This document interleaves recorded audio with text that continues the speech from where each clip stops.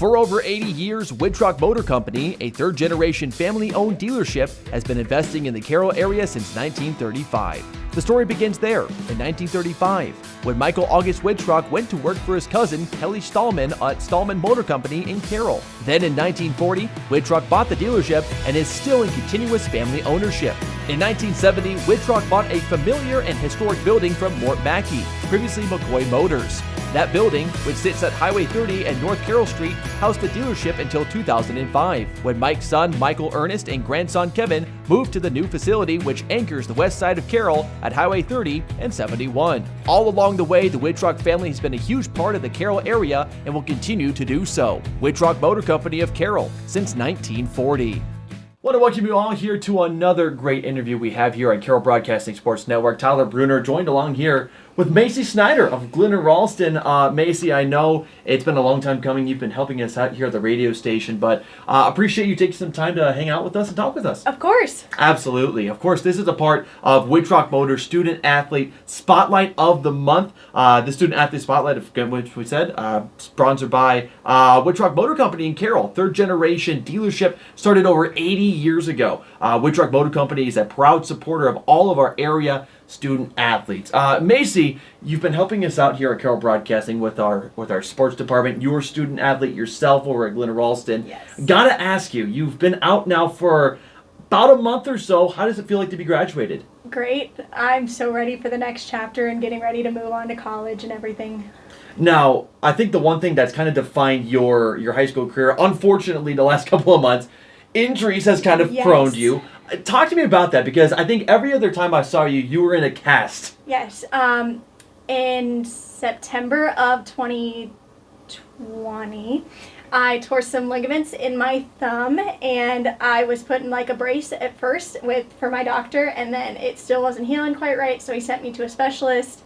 And then I've had issues with it pretty much ever since. Was lucky enough to get cleared for softball. And then I got hurt in the first week of practice. Of course. Was put in a cast again. And then I kind of went through volleyball and didn't quite play. I played senior night just to do senior night. But besides that, I've just had a lot of issues with it still. And then I played all of basketball season. And then that was it for me, just because still having issues and didn't want to injure it even more. Absolutely. And folks, if you didn't see her during the softball season last year, she had this big cast on. It was almost like a club back from the NFL, like 70s. Talk to me just about playing with that, because that must have been a little bit awkward. It was definitely more difficult, but I could only hit because you can't fit as we called it, the marshmallow. You can't exactly fit that in a glove. So I could hit. It was definitely a little bit difficult trying to figure out how to position my hands on the bat, but it actually worked pretty well, and I hit fairly okay. Not as good as I normally would, but that's okay. Absolutely. You're a multi-sport athlete. Like you said, you played basketball. You did golf for a little bit. You did softball. You did kind of the whole kit and caboodle over at Glidden-Ralston. What was it like to be a student athlete at Glidden-Ralston? Because obviously, small town, you know basically everyone in your class. What was it like to play sports at Glidden-Ralston? It was a lot of fun. I was one of the only girls in my class that played a lot of sports in high school, so being able to make friends with more like the underclassmen and being able to work with them more was a lot of fun. I made a lot of friendships that I probably wouldn't have without it. Yeah. So, yeah, a lot of fun. And obviously, this whole spotlight is about you being more than just an athlete. You're a student athlete. And you're involved in a lot more than what I remembered. I mean, I knew FFA because Vaughn Kittleson was interviewing you. Yes. So let's just start with that. How did you kind of get involved with FFA? I always liked the fruit sales, and I did Girl Scouts and stuff when I was little, so fruit sales was kind of something that I would enjoy. So I joined it my freshman year, and then my sophomore year, Kenny White, the ag teacher, talked me into becoming an officer, and I became reporter for my junior year. And then continued that my senior year, and it just gave me a better opportunity to help plan events and stuff with that. And that's kind of the thing that I've heard from a lot of FFA kids, just the fact that when they're recommending it to maybe younger classmen coming up into high school, they highly, highly recommend it for the events that they go to and the leadership quality skills that you build. So if there is anyone maybe on the fence about going out for it, what would you kind of say? It's a lot of fun. It definitely helps with career stuff and helping you gain leadership and being able to work with other people. Now, before you came here, you were babysitting, so you've driven all the way from Ogden over there. Talk to me about that, because obviously I know a lot of people especially during the summer, you have a lot more time. How did that kind of all get started too? So I babysit for an old teacher of mine, and he was looking for somebody because he had lost some daycare, and his wife was kind of bringing his kids to work, and it was working, but it wasn't working as well as it could have. So when I got done with classes, I went to their house and I babysit for him the rest of the day. And yeah, now I just do a couple days during the summer when he needs help.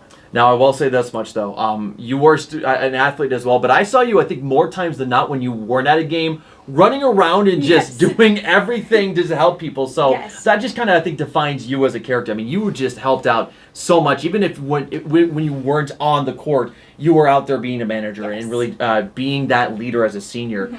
Talk to me about your senior year and just all the things that you helped with. What was kind of the, I don't know, the thought process about being that kind of leader? Yes, so I wasn't able to play volleyball like I had mentioned earlier, so I did a lot of stats and helped a lot of girls with other things that they needed help with. I would throw balls at practices, just try and get them to, I was trying to help as much as possible. Right. And then like with planning everything for student council, we did lots of stuff for homecoming and making sure that everything was set for that. We do teacher appreciation, just a lot of different things that you definitely have to be organized and be able to help and work with other people for. Well, I'll tell you what, if you would go to my apartment, I'm not as organized probably as you are. But you mentioned it too. Student council, you were a part of it. You were actually voted in as president. Yes. Was that just your senior year, and how did it kind of go? So vice president is junior year. Whoever's the vice president automatically is president their senior year. Okay. So I have worked very closely with Nancy Bach, the art teacher, who is also the student council representative. Right. And she helps a lot of times, like we just plan homecoming, so Powder Puff, the games that we play on like Friday day, and then like dress up days. So we plan all of that months ahead of time to make sure that everything is perfectly ready and everything like that. So that was all a lot of fun, and being able to work like with Paige Clucky, she's the vice president now. It was a lot of fun being able to work with her. She's one of my best friends, so being able to work with her was great. And then we move on to Snow Coming, which is our like winter homecoming. We plan a couple dress up days for that, and then we have a big dance, which was a lot of fun to throw as well. And Yeah. Well, I mean, I guess shout out to Paige Clucky. Hopefully she's watching this video right now.